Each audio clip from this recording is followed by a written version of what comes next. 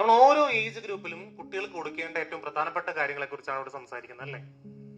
എന്താണ് ഈ കുട്ടിക്ക് നമുക്ക് കൊടുക്കാൻ പറ്റുന്ന ഏറ്റവും വലിയ കാര്യം? ഒരച്ഛൻ എന്ന നിലയിൽ 4 വയസ്സ് വരെ എന്റെ കുട്ടിയോട് ചെയ്യാൻ പറ്റുന്ന ഏറ്റവും വലിയ കാര്യം അവന്റെ അമ്മയെ സ്നേഹിക്കുക എന്നുള്ളതാണ്. ആ സ്നേഹം കണ്ട് കുട്ടി വളരുക എന്നുള്ളതാണ്. ഒരമ്മയെ സംബന്ധിച്ചിടത്തോളം ഒരു കുട്ടിയോട് ചെയ്യാൻ പറ്റുന്ന ഏറ്റവും വലിയ കാര്യം ആ കുട്ടിയുടെ അച്ഛനെ സ്നേഹിക്കുക, കുട്ടിയുടെ മുമ്പിൽ വെച്ച് സ്നേഹിക്കുക, ആ സ്നേഹം കണ്ട് കുട്ടി വളരുക എന്നുള്ളതാണ്. 2023 ഇവിടെ വന്നിരിക്കുന്ന കുട്ടികൾ ഒരു ന്യൂ ജനറേഷൻ ആണ്. ന്യൂവസ്റ്റ് ജനറേഷൻ, പുതിയ ജനറേഷൻ വന്നു. 2019 ജനിച്ച കുട്ടികളാണ് 2023 സ്കൂളിലേക്ക് വന്നത്. ഇവർ നമ്മൾ വിളിക്കുന്ന പേരാണ് ജനറേഷൻ ബീറ്റ. 2011 ജനിച്ച കുട്ടികൾക്ക് പറയുന്ന പേരാണ് ജനറേഷൻ ആൽഫ. ആൽഫ കഴിഞ്ഞ് ബീറ്റ തുടങ്ങിയിരിക്കുന്നു 2019. അവരെ നമ്മൾ വിളിക്കുന്ന ഒരു ഇരട്ടപ്പേരുണ്ട്, എന്താ? ദ ലോക്ക്ഡൌൺ ജനറേഷൻ അല്ലെങ്കിൽ കോവിഡ് ജനറേഷൻ. മാം പറഞ്ഞ പോലെ ഞാൻ ഒരു പോയിന്റ് ഇവിടെ തരുന്നു കേട്ടോ. അവന്റെ പേരെന്ന് പറഞ്ഞേ, ഫിനി മാമ്. ഞാൻ ഒരു പോയിന്റ് വരുന്നു, ദ കോവിഡ് ജനറേഷൻ. എക്സാക്ട്ലി ഇത് തന്നെയാണ് അതിന്റെ ഉത്തരം. അച്ഛനും അമ്മയും കാലത്തൊട്ട് വൈകുന്നേരം വരെ വീട്ടിലുണ്ടായിരുന്നു. അച്ഛനും അമ്മയും ലോക്ക്ഡൌൺ സമയത്ത് കാലത്തൊട്ട് വൈകുന്നേരം വരെ വീട്ടിലുണ്ടെങ്കിൽ കുട്ടി എന്താണ് കാണാൻ പോകുന്നത്? ഈ കോറലല്ലേ കാണാൻ പോകുന്നത്. ഈ കോറൽ കണ്ട വളർന്ന കുട്ടികൾക്ക് മറ്റൊരാളെ ടീച്ചറെ പെട്ടെന്ന് വിശ്വസിക്കാൻ പറ്റുന്നില്ല. Trust issue. ഞാൻ പറഞ്ഞ പോയിന്റ് ക്ലിയർ ആയില്ലേ? പറഞ്ഞ പോയിന്റ് ക്ലിയർ ആയി. അപ്പൊ ആദ്യം തന്നെ നമ്മൾ മനസ്സിലാക്കുന്ന ഫസ്റ്റ് പാഠം, parenting is not about your child, it is about you. ഒരു സിൻസിയർ പാരന്റ് ആകുക, നല്ല പാരന്റ് ആകുക എന്ന് പറഞ്ഞു കഴിഞ്ഞാൽ ഒരു നല്ല വ്യക്തിയായി തീരുക. കുട്ടികളുടെ മുമ്പിൽ നിങ്ങളെ എത്രമാത്രം കുട്ടികളെ ഉപദേശിച്ചാലും അതൊന്നും കുട്ടികളുടെ ജീവിതത്തിൽ ഉണ്ടാകാൻ പോകുന്നില്ല. Do you agree with me? നിങ്ങൾ എത്രമാത്രം കുട്ടികളെ ഉപദേശിച്ചാലും അതൊന്നും കുട്ടികളുടെ ജീവിതത്തിൽ ഉണ്ടാകാൻ പോകുന്നില്ല. പക്ഷെ നിങ്ങൾ കടം മേടിച്ചിട്ട് കൃത്യസമയത്ത് തിരിച്ചു കൊടുക്കുന്ന ഒരാളാണെങ്കിൽ കുട്ടിക്ക് ആ സ്വഭാവം ഉണ്ടാവും. നിങ്ങള് ഹസ്ബൻഡും വൈഫും തമ്മിൽ നല്ല റൊമാൻസ് ഉള്ള രണ്ടുപേരാണെങ്കിൽ കുട്ടിയുടെ ജീവിതത്തിലും ആ ഒരു വാംത്തും റൊമാൻസും എപ്പോഴും ഉണ്ടാവും. നിങ്ങൾ കാണിച്ചു കൊടുക്കുന്ന മാത്രമേ, നിങ്ങളുടെ കയ്യിൽ നിന്ന് പഠിക്കുന്നത് മാത്രമേ കുട്ടികളുടെ ജീവിതത്തിൽ ഉണ്ടാവുള്ളൂ. എന്റെ പൊന്ന് സാറേ, ഞാൻ പണ്ട് 1ാം ക്ലാസ്സിൽ ക്ലാസ് എടുക്കാൻ പോയിട്ടുണ്ട്. എനിക്കറിയാം അവരുടെ സൗണ്ടിന് മുമ്പിൽ നമ്മളൊന്നുമല്ല. ശരി, അതിന് ഞാൻ പോയിട്ട് വരുന്നില്ല. അനുഭവം ഗുരു. ഇനി പറഞ്ഞോ, വാശി പിടിക്കുന്ന കുട്ടികളെ നമ്മൾ എങ്ങനെ ഡീൽ ചെയ്യണം? അതല്ലേ പാരന്റിങ്ങിന്റെ ഏറ്റവും വലിയ വെല്ലുവിളി. എന്തുകൊണ്ട് കുട്ടികൾ വാശി കാണിക്കുന്നു? എന്തുകൊണ്ട് കുട്ടികൾ വാശി കാണിക്കുന്നു? അറ്റൻഷൻ കിട്ടാൻ വേണ്ടി. ഞാൻ ഒരു പോയിന്റ് വരുന്നു. വെരി ഗുഡ്, അത് കറക്റ്റ് ഉത്തരമാണ്. അറ്റൻഷൻ കിട്ടാൻ വേണ്ടി. ഇത് 1920s ബർട്രാൻഡ് റസൽ കേട്ടിട്ടുണ്ടോ നിങ്ങൾ? ബർട്രാൻഡ് റസൽ എന്ന് പറയുന്ന ഒരു വലിയ മാത്തമാറ്റീഷ്യനും വിദ്യാഭ്യാസ വിചക്ഷണനുമായിരുന്നു. അദ്ദേഹത്തെ ലിറ്ററേച്ചറിൽ നൊബേൽ പ്രൈസ് കിട്ടിയ മനുഷ്യനാണ്. UK ജീവിച്ചിരുന്ന മനുഷ്യൻ. 1920s അദ്ദേഹം ഒരു പുസ്തകം എഴുതി. പുസ്തകത്തിന്റെ പേര് എഡ്യൂക്കേഷൻ എന്നാണ്, വിദ്യാഭ്യാസം. അത് അദ്ദേഹം കൃത്യമായിട്ട് പറഞ്ഞു വെക്കുന്നു, 5 മാസം. അടുത്ത മാസം തൊട്ട് ആ കുട്ടി കൃത്യമായിട്ട് അമ്മയെ മാനിപ്പുലേറ്റ് ചെയ്യാൻ അറിയാം. കൃത്യമായി അമ്മയെ 6 മാസം തൊട്ട് 1 വയസ്സ് വരെ കാലഘട്ടത്തിൽ കുട്ടികൾ കൃത്യമായിട്ട് അമ്മയെ മാനിപ്പുലേറ്റ് ചെയ്യാൻ അറിയാം. പക്ഷെ അതിന് ഒറ്റ ഡിവൈസ് മാത്രമേ ഉള്ളൂ, ഒറ്റ ടെക്നിക്കേ ഉള്ളൂ. എന്താ? നേരത്തെ പറഞ്ഞ പോലെ കരച്ചിൽ. അപ്പൊ കുട്ടിക്ക് പാല് വേണമെങ്കിൽ എന്ത് ചെയ്യും? കരയും. കളിപ്പാട്ടം വേണമെങ്കിൽ എന്ത് ചെയ്യും? കരയും. കുട്ടിക്ക് ബോറടിക്കുകയാണെങ്കിൽ എന്ത് ചെയ്യും? കരയും. ഇനി കുട്ടിക്ക് പുറത്തു പോകണമെങ്കിൽ എന്ത് ചെയ്യും? കരയും. ഈ കരച്ചിൽ എന്ന് പറഞ്ഞ ഒരൊറ്റ ടെക്നിക്ക്, ഡിവൈസ് മാത്രമേ, സ്ട്രാറ്റജി മാത്രമേ കുഞ്ഞിന്റെ കയ്യിലുള്ളൂ. അപ്പൊ നമുക്കറിയാം, കരയുന്ന കുഞ്ഞിനെ പാലുള്ളൂ. നമുക്ക് പഴഞ്ചൊല്ല് വരെയുണ്ട്. അപ്പൊ കുഞ്ഞിന് പാല് വേണമെങ്കിൽ കരയും, കുഞ്ഞിന് കളിപ്പാട്ടം വേണമെങ്കിലോ കരയും. പാല് നമ്മൾ പെട്ടെന്ന് കൊടുക്കും, കളിപ്പാട്ടം നമ്മളൊന്ന് നോക്കും, എന്നാലും കൊടുക്കും. ഈ കുഞ്ഞിന് മുകളിലിരിക്കുന്ന ഒരു കളിപ്പാട്ടം വേണം. ഒരു കളിപ്പാട്ടം കയ്യിലുണ്ട്, ഒരു കളിപ്പാട്ടം കൂടി വേണം. കുഞ്ഞിന്റെ സ്ട്രാറ്റജി എടുക്കും, കരയുന്നു, നമ്മൾ മൈൻഡ് ചെയ്യും, ഇല്ല, കളിപ്പാട്ടം ഓൾറെഡി കൊടുത്തിട്ടുണ്ട്. പക്ഷെ കൊച്ചിന് വിചാരിക്കുന്ന കാര്യം കിട്ടിയില്ല. കൊച്ചപ്പോ എന്ത് ചെയ്യും? അടുത്ത ലെവൽ കരച്ചിൽ, നെക്സ്റ്റ് ലെവൽ കരച്ചിലേക്ക് പോകും. അപ്പൊ നമ്മൾ ശല്യം എന്ന് വിചാരിച്ചുകൊണ്ട് നമ്മൾ എടുത്തു കൊടുക്കും. കരഞ്ഞ് അമ്മയെ അച്ഛനെ നാറ്റിച്ച് കാര്യം നേടിയെടുക്കുന്ന നമ്മൾ കണ്ടിട്ടുണ്ട്. അപ്പൊ ആ ലെവലിലേക്ക് കുട്ടി പോകും. പിന്നെ അതിന്റെ മാരകമായ വേർഷൻസ് നമുക്കറിയാം. പാത്രം തല്ലി പൊട്ടിക്കുക, നമ്മളൊന്ന് കടിക്കുക, ചവിട്ടുക, അല്ലെ? അങ്ങനെ പല മാരകമായ വേർഷനിലേക്കും കുട്ടി പോകും. ഇത് എത്രാമത്തെ വയസ്സിൽ തുടങ്ങും? 1 വയസ്സ് തൊട്ട് തുടങ്ങും. നിങ്ങൾ നിങ്ങളുടെ കുട്ടിയെ 1 വയസ്സ് തൊട്ട് ഇത്തരം ടാൻട്രംസ് നമ്മൾ പറയും. ഈ ടാൻട്രംസ്, ഈ കരച്ചിൽ വകവെച്ച് കൊടുത്താണ് ഈ 5 വയസ്സ് 6 വയസ്സാവും ആയപ്പോഴും കുട്ടി മാരകവാസിയായിട്ട് ഇപ്പൊ നിൽക്കും. ഓക്കെ, അപ്പോ ഇനി ഞാൻ നിങ്ങളുടെ അടുത്തേക്ക് വരുന്നു.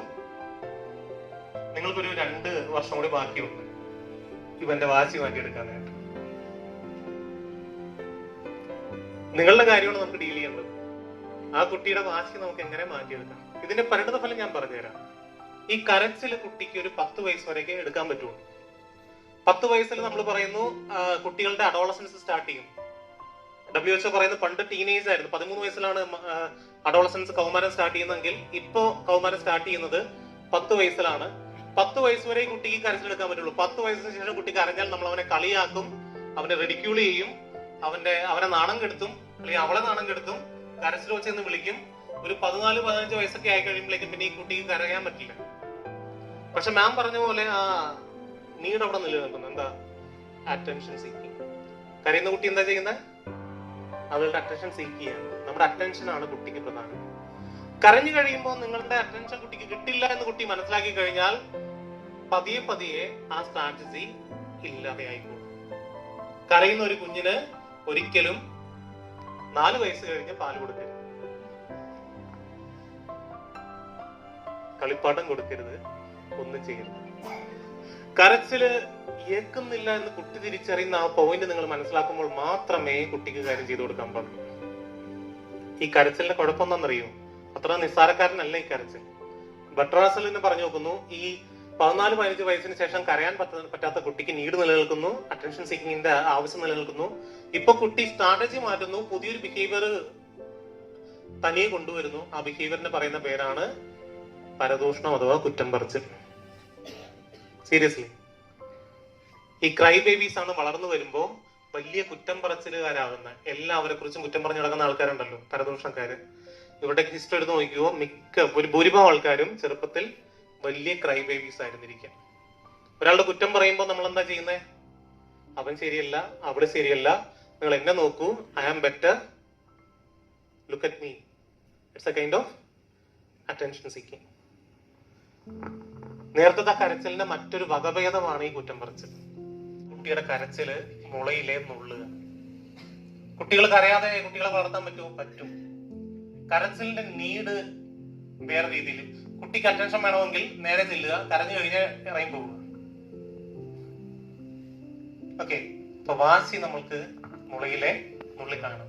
നിങ്ങൾ ഈ പ്രായത്തിൽ നോക്കിക്കഴിഞ്ഞാലും 5 വയസ്സ് തൊട്ട് 10 വയസ്സുള്ള പ്രായത്തിൽ നോക്കിക്കഴിഞ്ഞാലും കുട്ടിയുടെ വാശി മാറ്റാം. വാശി വളരെ ക്യൂട്ടാണ് 4 വയസ്സ് വരെ. പക്ഷെ 4 വയസ്സ് കഴിഞ്ഞാൽ വാശി ക്യൂട്ടല്ല. It's A problem. നിങ്ങളുടെ മാത്രം പ്രശ്നമല്ല, അത് കുട്ടിക്ക് ദൂരവ്യാപകമായ പ്രശ്നങ്ങൾ ഉണ്ടാക്കാവുന്ന ഒരു വലിയ പ്രശ്നമാണ് ഈ വാശി എന്ന് പറയുന്നത്. അത് നിങ്ങൾ മാറ്റിയിരിക്കണം. ഇന്ന് വീട്ടിൽ ചെല്ലുമ്പോൾ തൊട്ട് കുട്ടി എത്ര വാശി പിടിച്ചാലും, എത്ര ലെവൽ പോയാലും, എത്ര വാശിയുടെ ലെവൽ പോയാലും നിങ്ങൾ മൈൻഡ് ചെയ്യരുത്. വാശി കഴിഞ്ഞു, കാരണം ഇത്രയും വർഷത്തെ എക്സ്പീരിയൻസ് ഉണ്ട് കുട്ടിക്ക്. അതുകൊണ്ട് അവരുടെ സ്ട്രാറ്റജി വളരെയധികം ഷാർപ്പാണ്. ഓക്കെ, 4-5 വയസ്സ് വരെ കരഞ്ഞു കുട്ടി കരച്ചില് തെളിഞ്ഞിട്ടുണ്ട്. അതുകൊണ്ട് അത്ര എളുപ്പമല്ല. നിങ്ങൾക്ക് നല്ല മനക്കെട്ടി ഉണ്ടെങ്കിൽ മാത്രമേ കുട്ടിയുടെ വാശി ഈ പ്രായത്തിൽ മാറ്റാൻ പറ്റുള്ളൂ. ഈ പ്രായത്തിൽ മാറ്റിയിരിക്കണം. അവിടെ നിങ്ങൾ അനുഭവിക്കാൻ പോകുന്ന ഏറ്റവും വലിയ വെല്ലുവിളിയാണ് നിങ്ങളുടെ സ്വന്തം പാരന്റ്സ്. നിങ്ങൾ മസിൽ പിടിച്ച് നിൽക്കുമ്പോ നിങ്ങളുടെ പാരന്റ് അച്ഛൻ വന്നിട്ട് നിങ്ങളോട് വല്ല ഹിറ്റ്ലറായിട്ട് ജീവിച്ച നിങ്ങളുടെ അച്ഛനുണ്ടല്ലോ, പുള്ളി വന്നിട്ട് പറയും, എന്താണ് കൊച്ചിനെ കരയിപ്പിക്കുന്നത്, പോടാ അവിടെ എന്റെ മമ്മ എന്ന് പറയും. കൊച്ചിന്റെ ടാൻഡർ അവിടെ ജയിച്ചോ, വാശി ജയിച്ചു. അപ്പൊ ആദ്യം തന്നെ നിങ്ങൾ പോയി നിങ്ങളുടെ അച്ഛനോടും അമ്മയോടും പറഞ്ഞൊന്ന് കൺവിൻസ് ചെയ്യിപ്പിക്കണം, ഞാൻ കുറച്ച് കാര്യങ്ങൾ ചെയ്യാൻ പോവാണ്, അത് കുട്ടിയുടെ നന്മയ്ക്ക് വേണ്ടിയാണ്, ദയവ് ചെയ്ത് ഇടപെടരുത്. ഓക്കെ, അപ്പൊ അത് നമ്മൾ അവിടെ കഴിഞ്ഞു. നിങ്ങളുടെ കുട്ടി തെറ്റ് ചെയ്യുമ്പോൾ എങ്ങനെയാണ് ശിക്ഷിക്കേണ്ടത്? എങ്ങനെ എങ്ങനെ അതാണ് ചോദ്യം.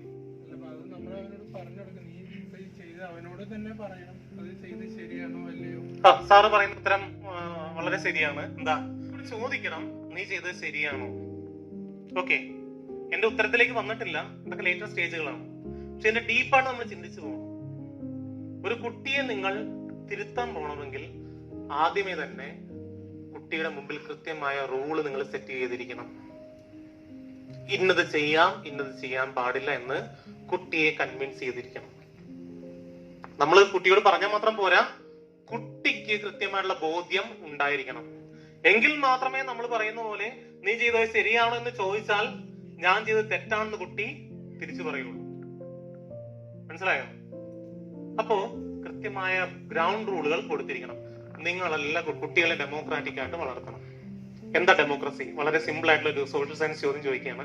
What is democracy? നിങ്ങൾക്ക് വോട്ട് ചെയ്തിട്ട് വന്നിരിക്കുന്ന ആൾക്കാരാണ്, രാഷ്ട്രീയ പാർട്ടികൾ വിശ്വസിക്കുന്ന ആൾക്കാരാണ്, രാഷ്ട്രീയത്തിൽ ഉള്ള ആൾക്കാരാണ്. നിങ്ങളോട് ചോദിക്കുകയാണ് എന്താണ് ജനാധിപത്യം?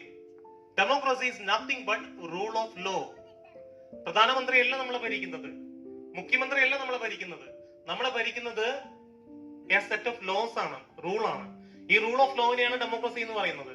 ആ നിയമത്തിന്റെ മുമ്പിൽ ഈ മാം പറഞ്ഞ പോലെ പ്രധാനമന്ത്രിയും മുഖ്യമന്ത്രിയും തുല്യരാണ്, നമ്മളും തുല്യരാണ്. എനിക്ക് എന്റെ പ്രധാനമന്ത്രിക്കെതിരെ കേസ് കൊടുക്കാനുള്ള അവകാശം ഒരു ഡെമോക്രസിയിൽ മാത്രമേ ഉള്ളൂ, വേറൊന്നുമില്ല. നിയമമാണ് നമ്മളെ ഭരിക്കുന്നത്. A set of law, apex law of the land is called constitution. ശരിയാണോ? നിങ്ങളുടെ കുടുംബത്തിന് വേണ്ടി ഒരു കോൺസ്റ്റിറ്റ്യൂഷൻ ഉണ്ടാക്കണ്ടേ? ഉണ്ടാക്കണം. ചെയ്യാൻ പറ്റുന്നത്, ചെയ്യാൻ പറ്റാത്തത്. അവിടെ ആ നിയമത്തിന്റെ അണ്ടറിലായിരിക്കണം നിങ്ങളും നിങ്ങളുടെ കുട്ടികളും. നിങ്ങൾ ആ നിയമം തെറ്റിച്ചു കഴിഞ്ഞാൽ നിങ്ങളെ ചോദ്യം ചെയ്യാനുള്ള അവകാശം നിങ്ങളുടെ കുട്ടിക്ക് കൊടുത്തു നോക്കൂ. Your family will be A democratic family. പലപ്പോഴും നമ്മൾ കണ്ടു വളർന്നിരിക്കുന്നത് വളരെ ഓട്ടോക്രാറ്റിക് ആയിട്ടുള്ള ഒരു പാവം ഗുണ്ട അപ്പനെയാണ്. നമ്മുടെ അമ്മമാരും പഠിച്ച കള്ളികളായിരുന്നു. അവരെന്ത് ചെയ്തു? നമ്മുടെ അപ്പനെ വീട്ടിലെ ഗുണ്ടയാക്കി പ്രൊജക്ട് ചെയ്തു. അപ്പം വരട്ടാ, കാണിച്ചു തരാം. ശരിയല്ലേ? ആ പാവം അപ്പൻ വരുമ്പോ അമ്മ ഇങ്ങനെ കുറെ എരിയേറ്റി കൊടുക്കും. അപ്പൻ ഇങ്ങനെ എന്താടാ, ഇങ്ങോട്ട് പോടാ, അങ്ങോട്ട് പോടാ, കുറെ ചൂടായി. ഈ അപ്പൻ ഇതിന്റെ പരിണതഫലം അനുഭവിക്കുന്ന എപ്പോഴാണെന്നറിയോ? വയസ്സാവുമ്പോ. എല്ലാവരും അമ്മയെ മതി, അപ്പനാർക്കും വേണ്ട. കാരണം അപ്പനെ ഗുണ്ടയായിട്ട് ഇങ്ങനെ പ്രൊജക്ട് ചെയ്തുകൊണ്ടിരിക്കുകയായിരുന്നു. മിക്ക അപ്പന്മാരും പാവങ്ങള് അവര് കൗമാര കാലഘട്ടം ആകുമ്പോ കുട്ടികളോട് അധികം അടുക്കാതെ ഇത്തിരി മാറി നിൽക്കും. കൗമാര കാലഘട്ടത്തിൽ അപ്പനോട് വളരെ, നിങ്ങൾക്ക് നിങ്ങളുടെ അച്ഛനോട് നല്ല സ്നേഹം ഉണ്ടെങ്കിൽ, അപ്പനോട് നല്ല സ്നേഹം ഉണ്ടെങ്കിൽ ഒറ്റ കാര്യമുള്ളൂ, നിങ്ങളുടെ കൗമാര കാലഘട്ടത്തിൽ നിങ്ങളുടെ അപ്പൻ നിങ്ങളുടെ ഉണ്ടായിരുന്നു. അതുകൊണ്ടാണ് നിങ്ങൾക്ക് ഇപ്പോഴും അപ്പനോട് വളരെ സ്നേഹമുള്ള മക്കളുള്ളത്. ഭൂരിഭാഗം ആൾക്കാർക്കും അത്ര വലിയ സ്നേഹമില്ല. അമ്മയോടുള്ള അത്ര സ്നേഹം അച്ഛനോട് ഇല്ലാത്ത കാരണം ഈ ഡെമോക്രസി വീട്ടിലില്ലാത്തതുകൊണ്ടാണ്. കുട്ടികൾ ബുദ്ധി കൂടുമ്പോ അവർ ചിന്തിക്കുന്നത് ഫ്രീഡത്തെ കുറിച്ച് തന്നെയാണ്, അവരുടെ അഭിപ്രായ സ്വാതന്ത്ര്യത്തെ കുറിച്ചാണ്. നിങ്ങളുടെ 10 വയസ്സ് കഴിഞ്ഞ കുട്ടികൾ ചിന്തിക്കുന്നത് ഞങ്ങളുടെ അഭിപ്രായത്തിന് ഇവിടെ എന്തെങ്കിലും വിലയുണ്ടോ എന്നുള്ളത് മാത്രമാണ്. അവിടെ ഏറ്റവും വലിയ പ്രശ്നം എന്താണെന്നറിയോ? Identity crisis. ഞാനൊരു കുട്ടിയാണോ ഒരു വലിയ ആളാണോ? ഞാനൊരു കുട്ടിയാണോ ഒരു വലിയ ആളാണോ? ഈ ക്രൈസിസ് അവരുടെ മനസ്സിൽ എപ്പോഴും ഉണ്ട്. ഉദാഹരണമായിട്ട് നിങ്ങൾ വീട്ടിലൊരു കാർ മേടിക്കാനായിട്ട് തീരുമാനിക്കാന്ന് വിചാരിക്കും. ഒരു എൻട്രി ലെവൽ കാർ മേടിക്കാൻ പോവാണ്. അപ്പൊ അച്ഛൻ പറയുന്നു നമുക്ക് മാരുതി ഓൾട്ടോ മേടിക്കാം, അമ്മ പറയുന്നു നമുക്ക് സാൻഡ്രോ മേടിക്കാം.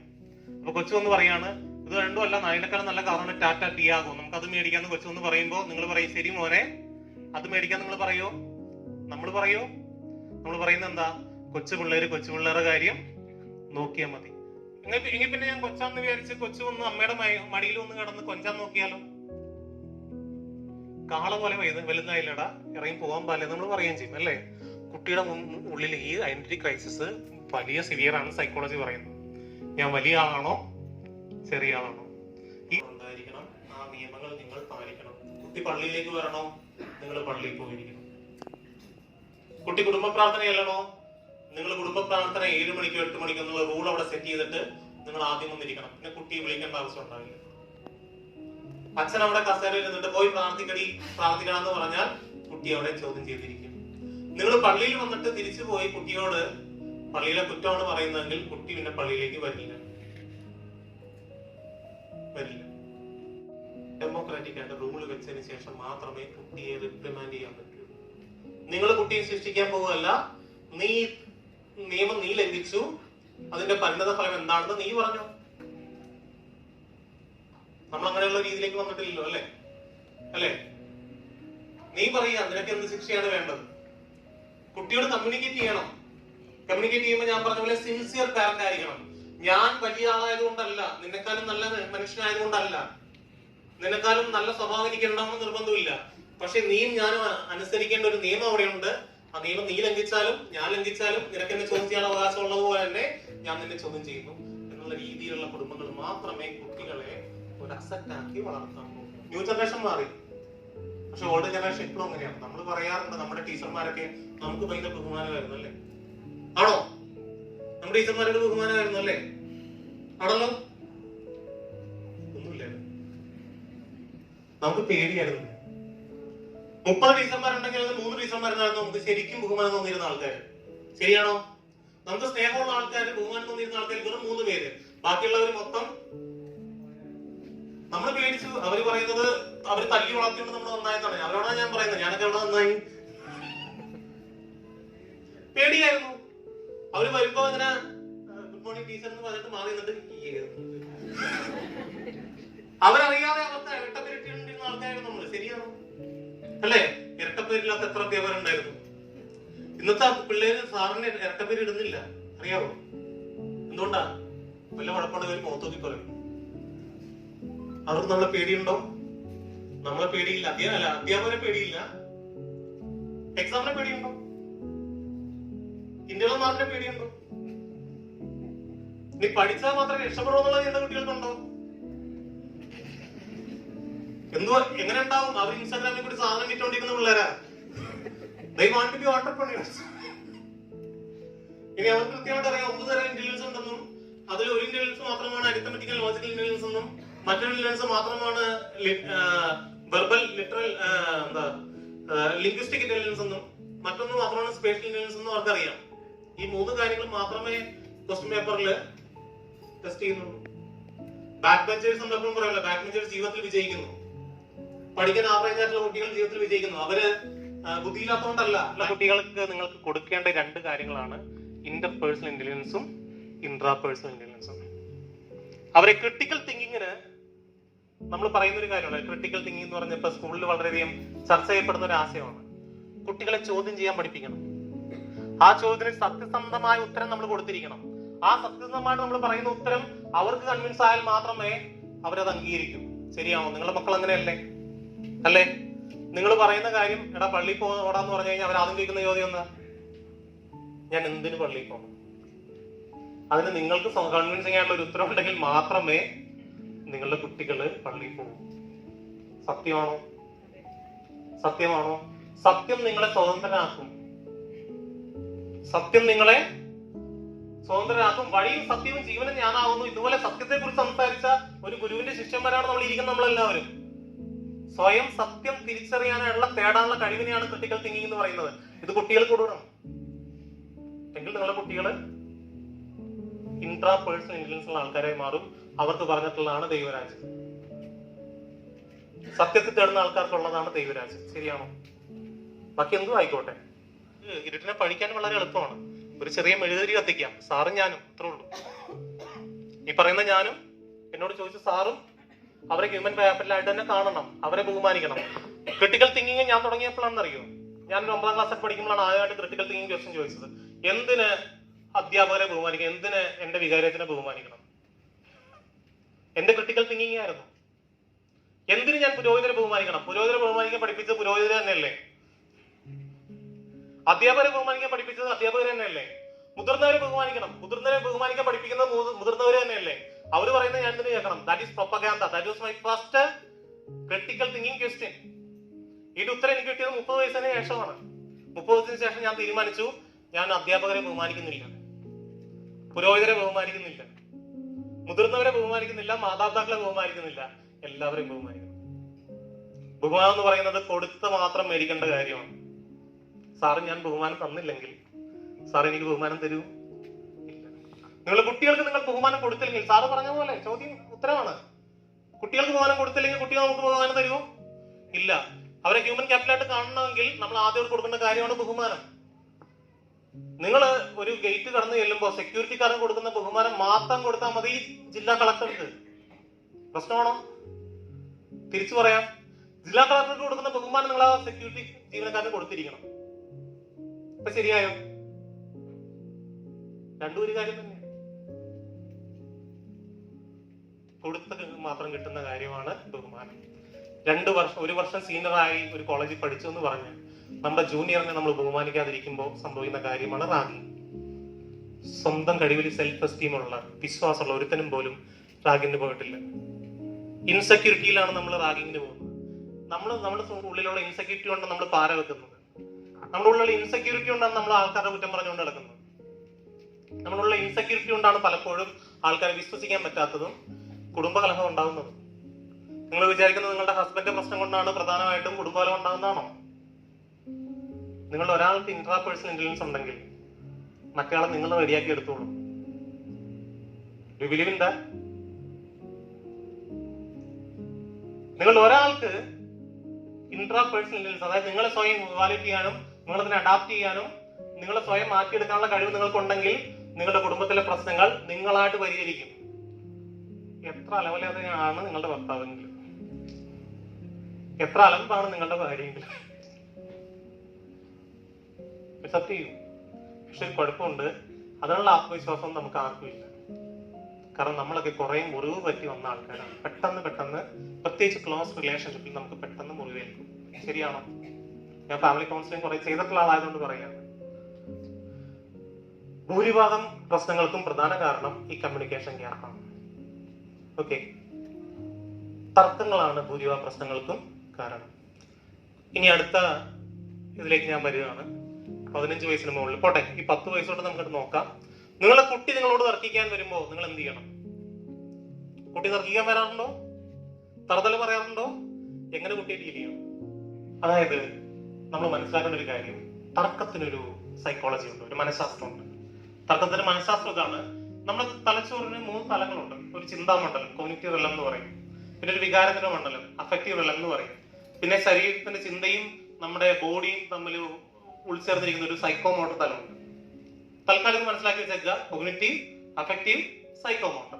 നമ്മൾ ഏത് ചർച്ച തുടങ്ങുന്നതും ഈ കോഗ്നിറ്റീവ് റെലത്തിൽ നിന്നാണ്, ചിന്താമണ്ഡലത്തിൽ നിന്ന്. നമ്മൾ ലോജിക്കലായിട്ട് 4 പോയിന്റ് മനസ്സിൽ വെച്ചിട്ടാണ് സാറിന്റെ മോനോട് തർക്കിക്കാൻ പോകുന്നത്, അല്ലെ? Logic number 1, logic number 2, logic number 3, 4 എന്ന് പറയും 4 പോയിന്റ് കൊണ്ട് സാറ് പോകുന്നു. കൊണ്ട് ലെവലിൽ നിന്നാണ് തുടങ്ങിയത്. പക്ഷേ മിനിറ്റുകൾക്കുള്ളിൽ, പോട്ടെ സെക്കൻഡുകൾക്കുള്ളിൽ മോൻ എന്തെങ്കിലും തറുതല പറയുമ്പോൾ സാറിന്റെ ഈ ചിന്താമണ്ഡലത്തിൽ നിന്ന്, കോഗ്നിറ്റീവ് ലെവലിൽ നിന്ന് അഫക്റ്റീവ് ലെവലിലേക്ക് സാറിന്റെ ചിന്ത ചാടിപ്പോകും. ഇതെല്ലാം മനുഷ്യർക്കുള്ള സംഭവം. അത്ര എളുപ്പമല്ല. നമ്മൾ വികാരം കൊള്ളും, നമ്മള് ഇമോഷണലി ഡിസ്റ്റർബ്ഡ് ആവും. ശരിയാണോ? ഇമോഷണലി ഡിസ്റ്റർബ്ഡ് ആയി കഴിഞ്ഞാൽ പിന്നെ നമ്മൾ നമ്മുടെ വികാരത്തിന്റെ മണ്ഡലത്തിൽ നിന്നാണ് മറുപടി പറയാൻ ശ്രമിക്കുന്നത്. ആ സമയത്ത് മറ്റയാൾ സംസാരിക്കുന്ന ഒന്നും നമ്മൾ കേൾക്കാൻ പോകുന്നില്ല, കേൾക്കാൻ നമ്മൾ തയ്യാറല്ല. അയാൾ സംസാരിച്ചുകൊണ്ടിരിക്കുമ്പോൾ മറുപടി എന്ത് പറയാന്നുള്ളതിനെ കുറിച്ച് മാത്രമാണ് നമ്മൾ ചിന്തിച്ചുകൊണ്ടിരിക്കുന്നത്. അയാളെ കേൾക്കാൻ നമ്മുടെ മനസ്സ് പാകപ്പെട്ടിട്ടില്ല. ഇത് ചിലപ്പോൾ അടുത്ത ലെവലിലേക്ക് കയറി പോകും. നമ്മളിങ്ങനെ കൈയൊക്കെ ഇങ്ങനെ വിറക്കാൻ തുടങ്ങും, തൊണ്ട വരളാൻ തുടങ്ങും, നെറ്റി വേർക്കാൻ തുടങ്ങും, ഹൃദയടിപ്പ് കൂടും. അങ്ങനെ കൂടി നമ്മളൊരു പുറം വെച്ച് കൊടുക്കും, അല്ലെ? അങ്ങനെയാണ് അടി ഉണ്ടാകുന്നത്, കത്തിക്കുത്ത ഉണ്ടാകുന്നത്. ഇതാണ് തർക്കത്തിന്റെ മനഃശാസ്ത്രം. ഇത് അഫക്റ്റീവ് ലെവലിലേക്ക് പോകുന്നതുകൊണ്ടാണ് ഇതേവരെ നിങ്ങൾ ഏതെങ്കിലും ചാനൽ ചർച്ചകളിൽ ഒരു BJP-കാരൻ, ഒരു കമ്മ്യൂണിസ്റ്റുകാരൻ, കോൺഗ്രസ്സുകാരനൊക്കെ അങ്ങോട്ടും ഇങ്ങോട്ടും ചർച്ച ചെയ്യുമ്പോൾ ഏതാണെങ്കിലും അവൻ മറ്റവൻ പറയുന്നത് ശരിയാണെന്ന് അംഗീകരിച്ച് കണ്ടിട്ടുണ്ടോ? ഇല്ലല്ലോ. ഭാര്യയും ഭർത്താവും കൂടി പോട്ടെ, സോക്കോൾഡ് ചർച്ച നടക്കും. ഞാൻ ഭാര്യമാരോട് ചോദിക്കുന്നത്, നിങ്ങൾ ഭർത്താവ് പലപ്പോഴും വിചാരിക്കുന്ന അയാൾ നിങ്ങളെ പറഞ്ഞ് കൺവിൻസ് ആക്കി എന്നാണ്. നിങ്ങൾ പറഞ്ഞാട്ടെ, എപ്പോഴെങ്കിലും നിങ്ങൾ കൺവിൻസ് ആയിട്ടുണ്ടോ? ഉണ്ടോ? ഇല്ല. പലപ്പോഴും അയാൾ എങ്ങോട്ടെങ്കിലും പോട്ടെ എന്ന് വിചാരിച്ചുകൊണ്ട് നമ്മൾ പരാജയം അഭിനയിക്കുക. ശരിയാണോ? എന്നാ മനസ്സിലാക്കിക്കോ, ഞാൻ മാമനോട് ഒരു 100 പ്രാവശ്യം തർക്കിച്ചു കഴിഞ്ഞാൽ എനിക്ക് എത്ര പ്രാവശ്യം മാമനെ കൺവിൻസ് ചെയ്യാൻ പറ്റും? 0. മനുഷ്യത് മനസ്സിലാക്കുന്നില്ല. ഇപ്പോഴും എപ്പോഴും നമ്മൾ തർക്കിച്ചുകൊണ്ടിരിക്കുക. നമ്മൾ ഭാര്യയും ഭർത്താവും കൂടി തർക്കിച്ചുകൊണ്ടിരിക്കുക. പള്ളിയിൽ തർക്കമുണ്ടല്ലോ. ഞാൻ കാണുന്ന ഒരു അടിയും കണ്ടിട്ട് വരികയാണ് എന്റെ പള്ളിയിൽ. ഉള്ളൊന്നും പറയുന്നില്ല, ഐ ഡോണ്ട് വാണ്ട് ടു. അവിടെ വിശുദ്ധ കുർബാനയുടെ അടി കണ്ടിട്ട് കുറെ അമ്മമാര് കരയുന്ന കണ്ടിട്ട് വന്നിട്ടിരിക്കുകയാണ്. ഒരാളും മറ്റൊരാളെ കേൾക്കാൻ തയ്യാറില്ല. എന്തുകൊണ്ടാണ്? Everyone is emotionally aroused. Psychology പറയുന്നു, തർക്കിച്ചുകൊണ്ട് നിങ്ങൾക്ക് ഒരാളെയും കൺവിൻസ് ചെയ്യാൻ പറ്റില്ല, നിങ്ങളുടെ മക്കളെ പ്രത്യേകിച്ച് കൺവിൻസ് ചെയ്യാൻ പറ്റില്ല. നിങ്ങളും അവരുമായി തമ്മിലുള്ള ബന്ധം ഉലഞ്ഞുകൊണ്ടിരിക്കുകയാണ്. അപ്പോ തർക്കം ഉണ്ടായി കഴിയുമ്പോൾ മാം പറഞ്ഞത് ശരിയാണ്. എന്താ? മിണ്ടാതിരുന്നാൽ മാത്രം പോരാ, നിങ്ങൾ ആ സീനിൽ നിന്ന് സ്കൂട്ടാകുക. നിങ്ങളുടെ പോയിന്റ് പറഞ്ഞു വെച്ചിട്ട് എപ്പോ അവർ ഇമോഷണലി ഡിസ്റ്റർബ് ആവുമെന്ന് നിങ്ങൾ മനസ്സിലാക്കുന്നോ ആ സീനിൽ നിന്ന് ഓടിക്കളയുക. നിങ്ങൾ അടുക്കളയിൽ പോയി ചായ ഉണ്ടാക്കുക, കടി ഉണ്ടാക്കുക, നേരെ കൊണ്ടുവന്ന് കൊച്ചിന്റെ അടുത്ത് കൊടുക്കുക. എന്നിട്ട് വെറുതെ നിന്നാ മതി. ഇപ്പൊ കൊച്ചു നിങ്ങളൊന്ന് ഉദാഹരണം ഞാൻ പറയാം. കൊച്ചു നിങ്ങളോട് പറയാണ് എനിക്ക് ടൂർ പോകണം, ഗോവയ്ക്ക് പോകണം, 10,000 രൂപ വേണം. അപ്പൊ നമ്മള് കൊച്ചിന്റെ ലോജിക്ക് ഇതാണ്, +1 പഠിക്കുമ്പോ എനിക്ക് ടൂർ പോകാൻ നിങ്ങൾ പൈസ തന്നിട്ടില്ല, +2 തരാമെന്നാണ് പറഞ്ഞിരിക്കുന്നത്, ചേച്ചിക്ക് പൈസ കൊടുത്തിട്ടുണ്ട് ബാംഗ്ലൂർ പോകാൻ, അതുകൊണ്ട് എനിക്കും പൈസ തന്നിരിക്കണം, എന്റെ ക്ലാസ്സിലെ എല്ലാ കുട്ടികളും പോകുന്നുണ്ട്, ഞാൻ മാത്രം പോയില്ലെങ്കിൽ ഞാൻ ക്ലാസ്സിലെ ദരിദ്രവാസിയായി മാറും, എന്റെ മാനം പോകും. ഈ 3 ലോജിക് കൊണ്ട് വരുന്ന കുട്ടിയാണ് എനിക്ക് ഗോവയ്ക്ക് ടൂർ പോകണം എന്ന് പറയും തന്നെ നമ്മളെന്ത് പറയും? ഓടിയോളും. കൊച്ചിന്റെ ദേ കിടക്കുന്ന കൊച്ചിന്റെ കോഗ്നിറ്റീവ് ലെവല് നേരെ അഫക്റ്റീവ് ലെവലിലേക്ക് കൊച്ചപ്പം തന്നെ എന്ന് പറയും, അല്ലെങ്കിൽ എനിക്ക് തന്നെ ഒരു സ്നേഹമില്ലെന്ന് പറഞ്ഞ് തുടങ്ങും. അല്ലേ? നിങ്ങളൊരു അമ്മയാണോ അമ്മയെന്ന് ചോദിച്ചു കഴിയുമ്പോഴേക്കും നിങ്ങളുടെ കോഗ്നിറ്റീവ് ലെവലിൽ നേരെ കിടക്കുന്ന അഫക്റ്റീവ് ലെവലിലേക്ക്. പിന്നെ അവിടെ വല്ല റിസൾട്ട് ഉണ്ടാകും ഇല്ല. അപ്പൊ കൊച്ചു പറയുമ്പോൾ നിങ്ങൾക്ക് എന്താ ചെയ്യാൻ പറ്റുന്നത്? നിങ്ങളുടെ വളരെ അസർട്ടീവ് ആയിട്ട് നിങ്ങളുടെ 3 പോയിന്റ് അവിടെ നിങ്ങൾ പറഞ്ഞു വെക്കുക. എന്താ മോനെ, പപ്പയുടെയും മമ്മിയുടെയും ഫിനാൻഷ്യൽ ബാക്ക്ഗ്രൗണ്ട് കുറച്ച് വീക്കാണ്, നിന്റെ സേഫ്റ്റിയെ കുറിച്ച് ഞങ്ങൾക്ക് നല്ല കൺസേൺ ഉണ്ട്, ഗോവ അത്ര സേഫ് അല്ലെന്ന് ഞാൻ കരുതുന്നു. ഇനി കുറച്ച് കഴിയുമ്പോൾ ഡിഗ്രിക്ക് നീ ടൂർ പോകുമ്പോൾ നീ കുറച്ചും കൂടി പ്രായപൂർത്തിയാവും, അപ്പം തന്നെ ഞാൻ ടൂർ വിടാം.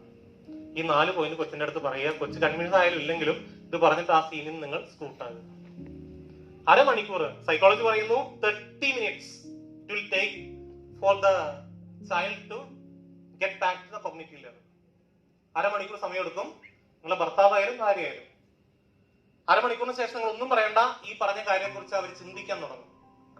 നിങ്ങൾ പറഞ്ഞ പോയിന്റിനെ കുറിച്ച് നിങ്ങളെ കേൾക്കുന്ന ആൾക്കാർ ചിന്തിക്കാൻ തുടങ്ങിയില്ലെങ്കിൽ നിങ്ങൾ പറയുന്ന കാര്യങ്ങളൊക്കെ വെറും അതര വ്യായാമം മാത്രമായിരിക്കും. മനസ്സിലായല്ലോ? ഞാൻ ഈ പറയുന്ന കാര്യങ്ങളെ കുറിച്ച് നിങ്ങൾ ചിന്തിച്ചില്ലെങ്കിൽ ഞാനിവിടെ സ്പെൻഡ് ചെയ്യുന്ന 1 മണിക്കൂർ വെറും വേസ്റ്റ് ആണ്. ശരിയാണോ? നിങ്ങൾ എന്റെ കൂടെ ചിന്തിക്കുന്നത് കൊണ്ട് മാത്രമാണ് ഈ ക്ലാസ് മുന്നോട്ട് കൊണ്ടുപോകുന്നത്. അല്ലെങ്കിൽ ഇതിനു മുമ്പ് ഞാനൊരു 50 കൂട്ടുവായെങ്കിലും കണ്ടു കാണും. ഓക്കെ, ഒരു 20 പേരെങ്കിലും ഇപ്പൊ വാച്ചിൽ നോക്കിയിട്ടുണ്ടാവും. You get my point? നമ്മളെ കേൾക്കുന്ന ആൾക്കാർ ചിന്തിക്കുക എന്നുള്ളതാണ് നമ്മുടെ ലക്ഷ്യം. അപ്പൊ തർക്കം നമുക്കൊരു പരിഹാരമല്ല. കൃത്യം സമയം ഇപ്പോ 10:40 അച്ഛനെ പോലെ ആകാൻ ഒരു ആൺകുട്ടിയും അമ്മയെ പോലെ ആകാൻ ഒരു പെൺകുട്ടിയും സബ് കോൺഷ്യസ് മൈൻഡിൽ തന്നെ ശ്രമിക്കുകയാണ്.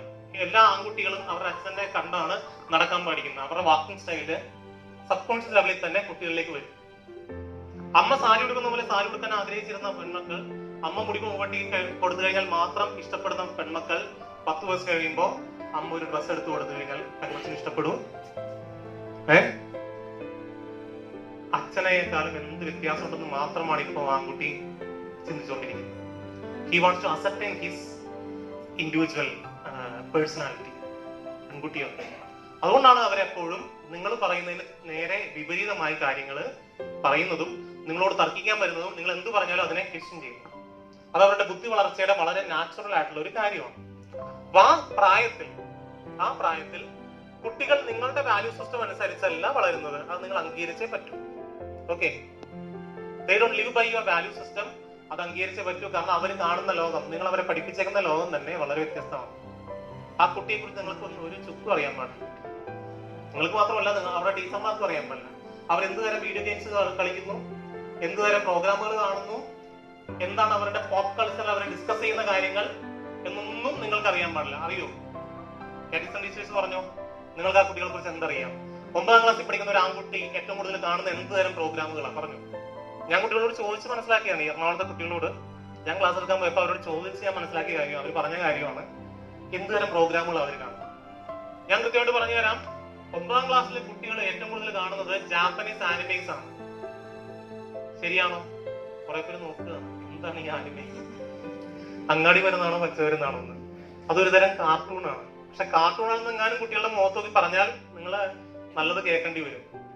They say animes are not just cartoons, they're much beyond that എന്ന് അവർ നിങ്ങളോട് പറയും. അവർ പറയും we are fans of manga. എന്താ മാങ്ങ? എന്ത് മാങ്ങയാണെന്ന് ചോദിച്ചു കഴിഞ്ഞാൽ അവർ പറയും മാങ്ക എന്ന് പറഞ്ഞൊന്നുമില്ല, ജാപ്പനീസ് കാർട്ടൂൺ സീരീസുകൾ, ബുക്കുകൾക്ക് പറയുന്ന പേരാണ് മാങ്ക. അത് അഡാപ്റ്റ് ചെയ്ത് സിനിമയും സീരീസും ആക്കുന്നതിന് പറയുന്ന പേരാണ് ആനിമെ. ഇതാണ് കുട്ടികളെ ഏറ്റവും കൂടുതൽ ഡിസ്കസ് ചെയ്യുന്ന കാര്യങ്ങൾ. നിങ്ങൾ അടുത്ത ദിവസം വീട്ടിൽ ചെന്ന്, ഇന്ന് വീട്ടിൽ ചെന്ന് കുട്ടികളോട് ചോദിച്ചു നോക്കുക, മോനെ എന്താ ഈ നരൂട്ടോ എന്ന് ചോദിച്ചു കഴിഞ്ഞാൽ പിള്ളേര് അയ്യോ എന്താണ് അറ്റാക്ക് ഓൺ ടൈറ്റൻസ്, എന്താണ് വൺ പീസ്, എന്താണ് ഡെത്ത് നോട്ട് എന്നൊക്കെ ചോദിച്ചു നോക്ക്. പിള്ളേര് പിന്നെ നിങ്ങളുടെ കമ്പനിയാവും. That is the popular culture. മനസ്സിലായോ? നമ്മുടെ ബൈബിളും അതിൽ കൂടിയൊക്കെ വേണം പറഞ്ഞു കൊടുക്കാൻ. ബൈബിൾ ആനിമ ആക്കി കഴിഞ്ഞാൽ പിള്ളേര് നിന്ന് കണ്ടോളും. മനസ്സിലായോ? See, that is, you have to understand your children first. ഈ പ്രായത്തിൽ കുട്ടികൾ വളരെ കൺഫ്യൂസ്ഡ് ആണ്. 10 തൊട്ട് 15 വയസ്സ് വരെയുള്ള പ്രായത്തിൽ അവരുടെ ശരീരത്തിൽ വരുന്ന മാറ്റങ്ങൾ, ഇമോഷണലി വരുന്ന മാറ്റങ്ങൾ, അവരുടെ മൂഡ് സ്വിങ്ങുകൾ, ഇതൊന്നും നിങ്ങൾ മനസ്സിലാക്കുമെന്ന് അവരും മനസ്സിലാക്കുന്നില്ല. അവരെല്ലാം ഷെയർ ചെയ്യുന്ന അവരുടെ കൂട്ടുകാരോട് മാത്രമാണ്. നിങ്ങളോട് അവർ കാര്യങ്ങൾ ഷെയർ ചെയ്യുന്നത് കുറച്ച് കൊണ്ടുവരുന്നു. കൂടുതൽ പ്രശ്നങ്ങൾ വീട്ടിൽ വരുന്നു.